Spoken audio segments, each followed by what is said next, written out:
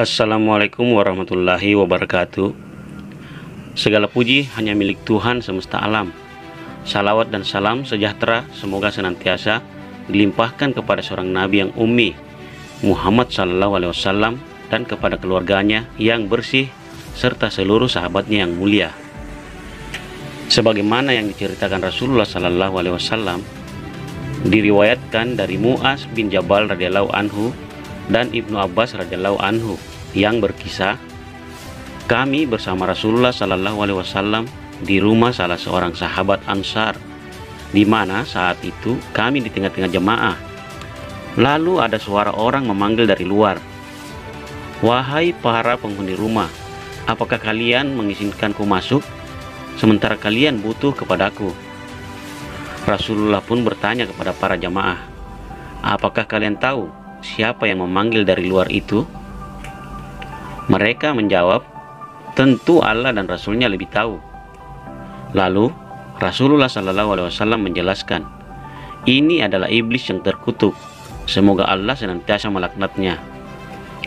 Kemudian Umar radhiyallahu anhu meminta izin kepada Rasulullah sembari berkata, "Ya Rasulullah, apakah engkau mengizinkanku untuk membunuhnya?" Beliau pun menjawab, "Bersabarlah wahai Umar. Apakah engkau tidak tahu bahwa ia termasuk makhluk yang tertunda kematiannya sampai batas waktu yang telah diketahui? Akan tetapi sekarang silakan kalian membukakan pintu untuknya, sebab ia diperintah untuk datang ke sini, maka pahamilah apa yang ia ucapkan dan dengarkan apa yang bakal ia ceritakan kepada kalian." Ibnu Abbas berkata, "Kemudian dibukakan pintu, lalu ia masuk ke tengah-tengah kami. Ternyata ia berupa orang yang sudah tua bangka dan mata buta sebelah mata. Ia berjenggot sebanyak 7 helai rambut yang panjangnya seperti rambut kuda. Kedua kelopak matanya terbelah ke atas, tidak ke samping.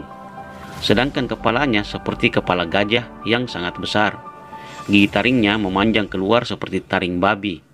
Sementara kedua bibirnya seperti bibir kerbau. Ia datang sambil memberi salam, 'Assalamu alaika ya Muhammad.' 'Assalamualaikum ya jamaatal muslimin,' kata iblis. Nabi pun menjawab, 'Assalamulillah ya Allahin.' 'Keselamatan hanya milik Allah wahai makhluk yang terkutuk. Saya mendengar engkau punya keperluan kepada kami. Apa keperluan tersebut wahai iblis?' 'Wahai Muhammad, saya datang ke sini bukan karena kemauanku sendiri, tapi saya datang ke sini karena terpaksa,' tutur iblis. 'Apa yang membuatmu terpaksa harus datang ke sini wahai makhluk terkutuk?' tanya Rasulullah. Iblis pun menjawab, 'Telah datang kepadaku seorang malaikat yang diutus oleh Tuhan yang Maha Agung, di mana utusan itu berkata kepadaku, sesungguhnya Allah SWT memerintahkanmu untuk datang kepada Muhammad SAW, sementara engkau adalah makhluk yang rendah dan hina. Engkau harus memberitahu kepadanya bagaimana engkau menggoda dan merekayasa anak cucu Adam, bagaimana engkau membujuk dan merayu mereka. Lalu engkau harus menjawab segala apa yang ditanyakan Muhammad dengan jujur. Maka demi kebesaran dan keagungan Allah, jika engkau menjawabnya dengan bohong, sekalipun hanya sekali, sungguh engkau akan Allah jadikan debu yang bakal dihempaskan oleh angin kencang, dan musuh-musuhmu akan merasa menang. Wahai Muhammad, maka sekarang saya datang kepadamu sebagaimana yang diperintahkan kepadaku. Maka tanyakan apa saja yang engkau inginkan. Kalau sampai saya tidak menjawabnya dengan jujur, maka musuh-musuhku akan merasa senang atas musibah yang bakal saya terima. Sementara tidak ada beban yang lebih berat bagiku daripada bersenangnya musuh-musuhku atas musibah yang menimpa diriku." Rasulullah pun mulai melemparkan pertanyaan kepada iblis. "Jika engkau bisa menjawab dengan jujur, maka coba ceritakan kepadaku, siapa orang yang paling engkau benci?" Iblis pun menjawab dengan jujur, "Engkau, wahai Muhammad, adalah orang yang paling aku benci dan kemudian orang-orang yang mengikuti agamamu." "Lalu siapa lagi yang paling engkau benci?" tanya Rasulullah. "Seorang pemuda yang bertakwa di mana ia mencurahkan dirinya hanya kepada Allah Subhanahu wa taala," jawab iblis. "Siapa lagi?" tanya Rasulullah. "Orang alim yang wara, menjaga diri dari syubhat, lagi sabar," jawab iblis. "Siapa lagi?" tanya Rasulullah. "Orang yang senantiasa melanggengkan kesucian dari 3 kotoran, yaitu hadas besar dan kecil serta najis," tutur iblis. "Siapa lagi?" tanya Rasulullah. "Orang fakir yang senantiasa bersabar, yang tidak pernah menuturkan kefakirannya kepada siapapun, dan juga tidak pernah mengeluh penderitaan yang dialaminya," jawab iblis. "Lalu dari mana engkau tahu kalau ia bersabar?" tanya Rasulullah.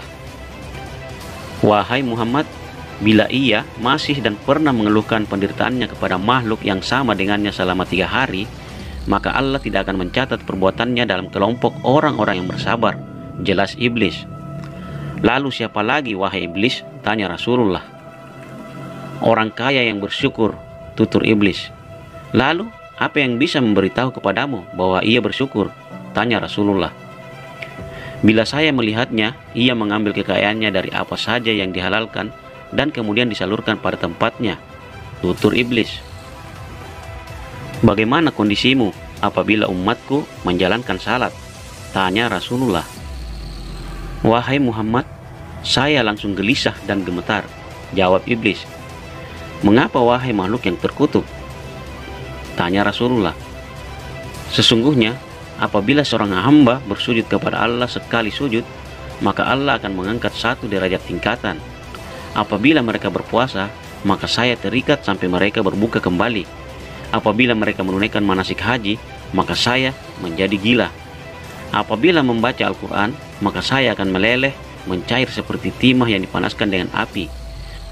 Apabila bersedekah, maka seakan-akan orang yang bersedekah tersebut mengambil kapak lalu memotong saya menjadi 2, jawab iblis. "Mengapa demikian, wahai Abu Murrah?" tanya Rasulullah.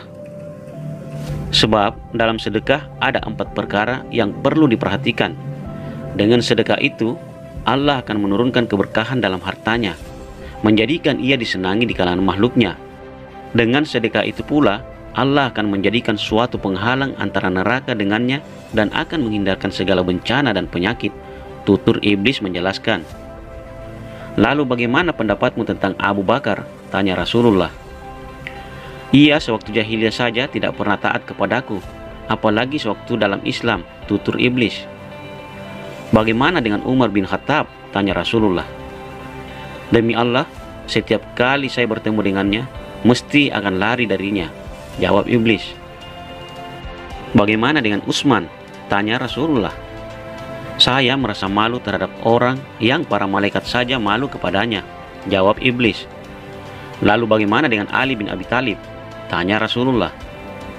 "Andaikan saya bisa selamat darinya dan tidak pernah bertemu dengannya, ia meninggalkanku dan saya pun meninggalkannya. Akan tetapi, ia tidak pernah melakukan hal itu sama sekali," tutur iblis. "Segala puji bagi Allah yang telah menjadikan umatku bahagia dan mencelakanmu sampai pada waktu yang ditentukan," tutur Rasulullah. "Tidak dan tidak mungkin di mana umatmu bisa bahagia sementara saya senantiasa hidup dan tidak akan mati sampai pada waktu yang telah ditentukan. Lalu bagaimana engkau bisa bahagia terhadap umatmu sementara saya bisa masuk kepada mereka melalui aliran darah dan daging, sedangkan mereka tidak bisa melihatku? Demi Tuhan yang telah menciptakanku dan telah menunda kematianku sampai pada hari mereka dibangkitkan kembali. Sungguh saya akan menyesatkan mereka seluruhnya, baik yang bodoh maupun yang alim, yang awam maupun yang bisa membaca Al-Quran, yang nakal maupun yang rajin beribadah, kecuali hamba-hamba Allah yang muhlis atau murni," tutur iblis. "Siapa menurut engkau hamba-hamba Allah yang muhlis itu?" tanya Rasulullah. Iblis pun menjawab dengan panjang lebar, "Apakah engkau tidak tahu, wahai Muhammad, bahwa orang yang masih suka dirham dan dinar adalah belum bisa murni karena Allah Subhanahu wa taala. Apabila saya melihat seseorang sudah tidak menyukai dirham dan dinar serta tidak suka dipuji, maka saya tahu bahwa ia adalah orang yang mukhlis karena Allah. Lalu saya tinggalkan. Sesungguhnya seorang hamba selagi masih suka harta dan pujian, sedangkan hatinya selalu bergantung pada kesenangan duniawi, maka ia akan lebih taat kepadaku daripada orang-orang yang telah saya jelaskan kepadamu. Apakah engkau tidak tahu, wahai Muhammad, bahwa cinta harta itu termasuk dosa yang paling besar? Apakah engkau tidak tahu, wahai Muhammad, bahwa cinta kedudukan adalah termasuk dosa yang paling besar? Apakah engkau tidak tahu, saya memiliki 70.000 anak, sedangkan setiap anak dari jumlah tersebut memiliki 70.000 setan. Di antara mereka, ada yang sudah saya tugaskan untuk menggoda ulama, ada yang saya tugaskan untuk menggoda para pemuda, ada yang saya tugaskan menggoda orang-orang yang sudah tua. Anak-anak muda bagi kami tidak ada masalah, sedangkan anak-anak kecil lebih mudah kami permainkan sekehendak saya. Di antara mereka juga ada yang saya tugaskan untuk menggoda orang-orang yang tekun beribadah, dan ada juga yang saya tugaskan untuk menggoda orang-orang zuhud. Mereka keluar masuk dari kondisi ke kondisi lain, dari satu pintu ke pintu lain, sehingga mereka berhasil dengan menggunakan cara apapun. Saya ambil dari mereka nilai keikhlasan dalam hatinya, sehingga mereka beribadah kepada Allah dengan tidak ikhlas, sementara mereka tidak merasakan hal itu. Apakah engkau tidak tahu, wahai Muhammad, bahwa Barsis, seorang rahib atau pendeta yang berbuat ikhlas karena Allah selama 70 tahun, sehingga dengan doanya ia sanggup menyelamatkan orang-orang yang sakit, akan tetapi saya tidak berhenti menggodanya, sehingga ia sempat berbuat zina dengan seorang perempuan, membunuh orang, dan mati dalam kondisi kafir? Inilah yang disebutkan oleh Allah dalam kitabnya dengan firman-Nya. Bujukan orang-orang munafik itu adalah seperti bujukan setan ketika dia berkata kepada manusia, "Kafirlah kamu." Maka tatkala manusia itu telah kafir, ia berkata, "Sesungguhnya kau cuci tangan darimu, karena sesungguhnya aku takut kepada Allah, Tuhan semesta alam." Quran Surat Al-Hasyr ayat 16. Apakah engkau tidak tahu, wahai Muhammad, bahwa kebohongan itu dari saya? Saya adalah orang yang berbohong pertama kali. Orang yang berbohong adalah temanku. Barang siapa bersumpah atas nama Allah dengan berbohong, maka ia adalah kekasihku. Apakah engkau tidak tahu, wahai Muhammad, bahwa saya pernah bersumpah kepada Adam dan Hawa dengan atas nama Allah, bahwa saya akan memberi nasihat kepada kalian berdua, maka sumpah bohong itu menyenangkan hatiku. Sedangkan menggunjing dan mengadu domba adalah buah santapan dan kesukaanku. Kesaksian dusta adalah penyejuk mataku dan kesenanganku. Barang siapa yang bersumpah dengan menceraikan istrinya atau talak, maka hampir tidak akan bisa selamat, sekalipun hanya sekali. Andaikan itu benar, yang karenanya orang membiasakan lidahnya mengucapkan kata-kata tersebut, istrinya akan menjadi haram. Kemudian dari pasangan tersebut menghasilkan keturunan sampai hari kiamat, yang semuanya hasil dari anak-anak zina, sehingga seluruhnya masuk neraka hanya gara-gara satu ucapan. Wahai Muhammad, sesungguhnya di antara umatmu ada orang yang menunda-nunda salatnya dari waktu ke waktu. Ketika ia hendak menjalankan salat, maka saya selalu berada padanya dan mengganggu sembari berkata kepadanya, "Masih ada waktu, teruskan engkau sibuk dengan urusan dan pekerjaan yang engkau lakukan." Sehingga ia menunda salatnya dan kemudian salat di luar waktunya. Akibatnya dengan salat yang dikerjakan di luar waktunya itu, ia akan dipukul di kepalanya. Kalau saya merasa kalah, maka saya mengirim kepadanya salah seorang dari setan-setan manusia yang akan menyibukkan waktunya. Kalau dengan usaha itu saya masih kalah, maka saya tinggalkan sampai ia menjalankan salat. Ketika dalam salatnya, saya berkata kepadanya, "Lihatlah ke kanan dan ke kiri." Akhirnya ia melihat. Maka pada saat itu wajahnya saya usap dengan tangan saya.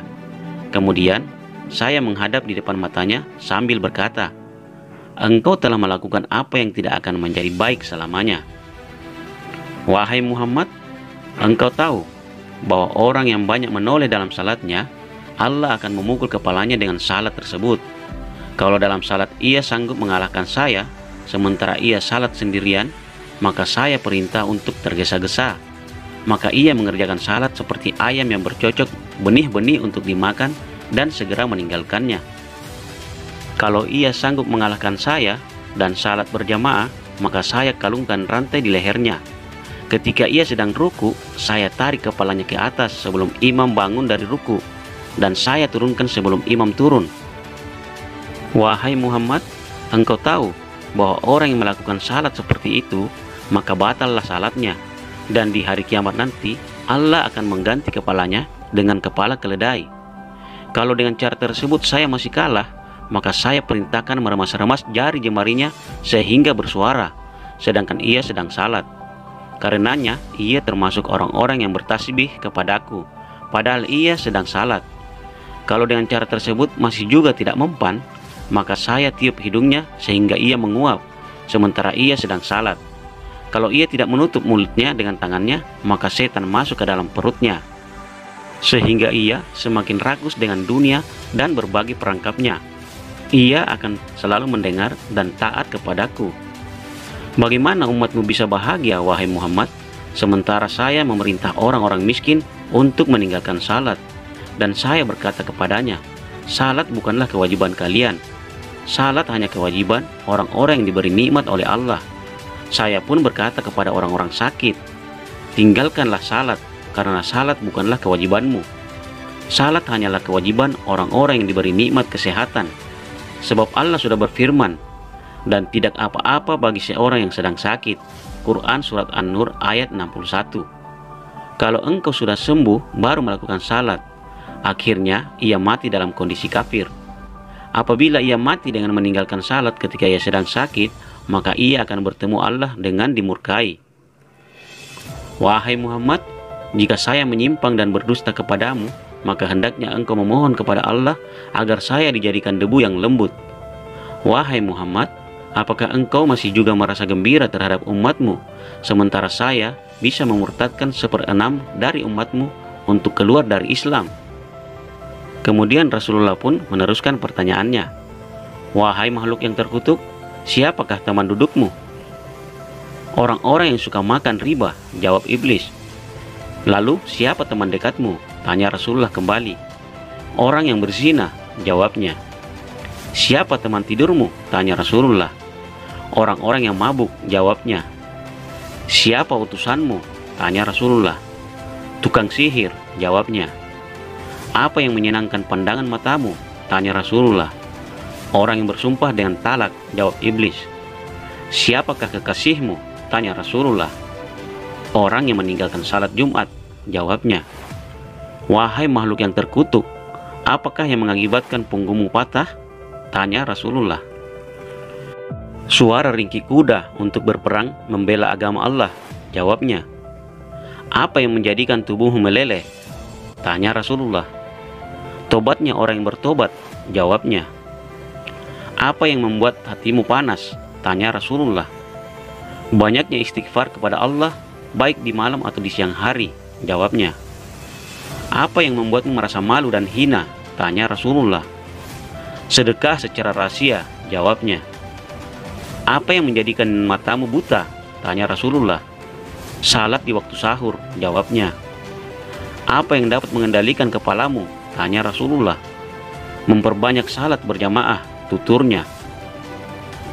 Siapakah orang yang paling bisa membahagiakanmu? Tanya Rasulullah. Orang-orang yang sengaja meninggalkan salat, tuturnya.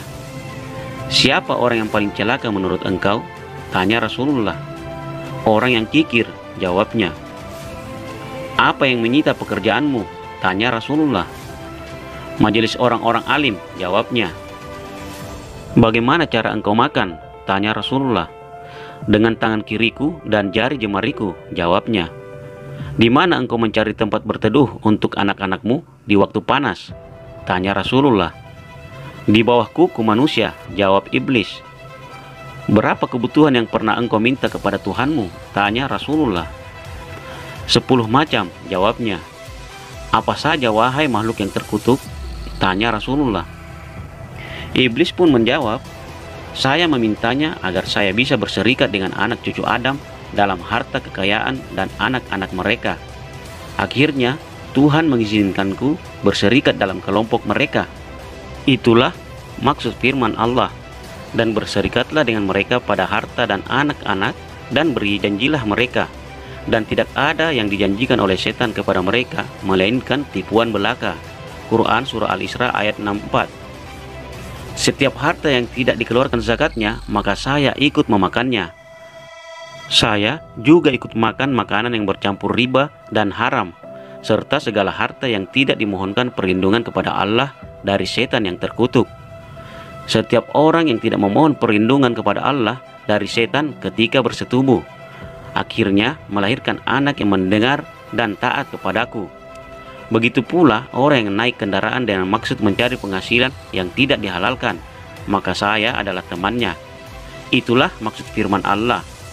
Dan kerahkanlah terhadap mereka pasukan berkuda dan pasukan yang berjalan kaki. Quran Surah Al-Isra ayat 64. Saya memohon kepadanya agar saya punya rumah, maka rumahku adalah kamar mandi. Saya memohon agar saya punya masjid, akhirnya pasar menjadi masjidku. Saya memohon agar saya punya Al-Quran, maka syair adalah Al-Quranku. Saya memohon agar saya punya azan, maka terompet adalah panggilan azanku. Saya memohon kepadanya agar saya punya tempat tidur, maka orang-orang mabuk adalah tempat tidurku. Saya memohon agar saya memiliki teman-teman yang menolongku, maka kelompok Al-Qadariyah menjadi teman-teman yang membantuku. Dan saya memohon agar saya memiliki teman-teman dekat, maka orang-orang yang menginfakkan harta kekayaannya untuk kemaksiatan adalah teman dekatku. Ia kemudian membaca firman Allah, sesungguhnya pemboros-pemboros itu adalah saudara-saudara setan, dan setan itu adalah sangat ingkar kepada Tuhannya. Quran Surah Al-Isra ayat 27. Rasulullah SAW berkata kepadanya, andaikan tidak setiap apa yang engkau ucapkan itu didukung oleh ayat-ayat dari kitab Allah, tentu aku tidak akan membenarkanmu. Lalu iblis berkata lagi, wahai Muhammad, saya memohon kepada Allah agar saya bisa melihat anak cucu Adam, sementara mereka tidak bisa melihatku. Kemudian Allah menjadikan aku bisa mengalir melalui peredaran darah mereka. Diriku bisa berjalan kemanapun sesuai kemauan diriku dan dengan cara bagaimanapun. Kalau saya mau, dalam sesaat pun bisa. Kemudian Allah berfirman kepadaku, engkau bisa melakukan apa saja yang kau minta. Akhirnya saya merasa senang dan bangga sampai hari kiamat. Sesungguhnya orang yang mengikutiku lebih banyak daripada orang yang mengikutimu. Sebagian besar anak cucu Adam akan mengikutiku sampai hari kiamat. Saya memiliki anak yang saya beri nama Atamah. Ia akan kencing di telinga seorang hamba ketika ia tidur meninggalkan salat Atamah. Andaikan tidak karenanya, tentu manusia tidak akan tidur lebih dahulu sebelum menjalankan salat. Saya juga punya anak yang saya beri nama Utakadi. Apabila ada seorang hamba melakukan ketaatan ibadah dengan rahasia dan ingin menutupinya, maka anak saya tersebut senantiasa membatalkannya dan dipamerkan di tengah-tengah manusia, sehingga semua manusia tahu. Akhirnya Allah membatalkan 99 dari 100 pahalanya, sehingga yang tersisa hanya 1 pahala. Sebab setiap ketaatan yang dilakukan secara rahasia akan diberi 100 pahala. Saya punya anak lagi yang bernama Kuyal, di mana ia bertugas mengusapi celak mata semua orang yang sedang berada di majelis pengajian dan ketika khatib sedang berkhutbah, sehingga mereka terkantuk dan akhirnya tertidur, tidak bisa mendengarkan apa yang dibicarakan para ulama. Mereka yang tertidur tidak akan ditulis pahala sedikit pun untuk selamanya.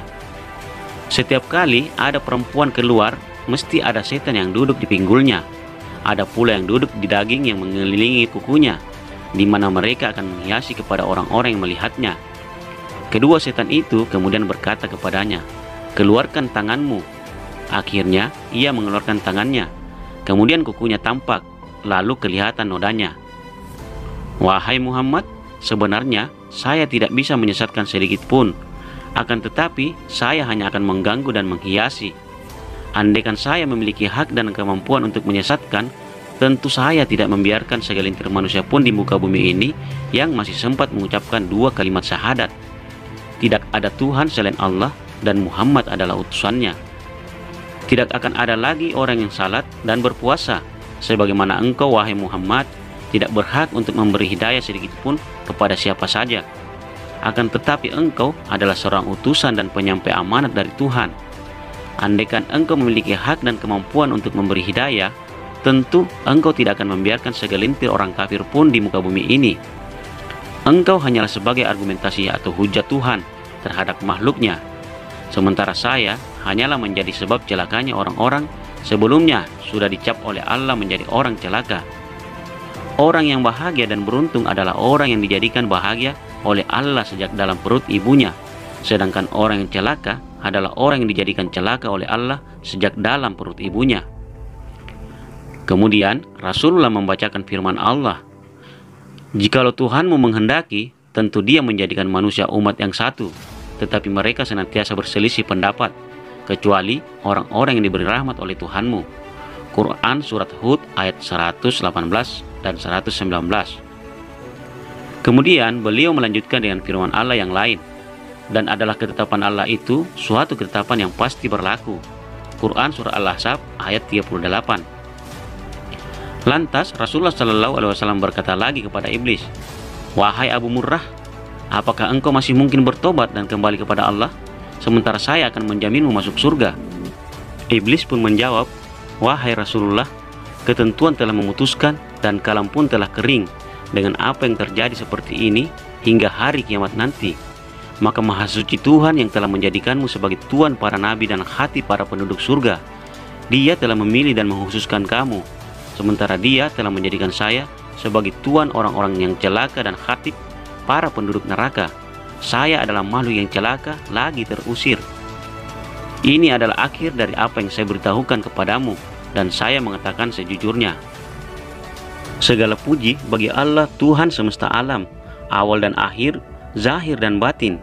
Dan semoga salawat dan salam sejahtera tetap diberikan kepada seorang nabi yang ummi dan kepada para keluarga dan sahabatnya serta para utusan dan para nabi." Demikianlah hikayat iblis.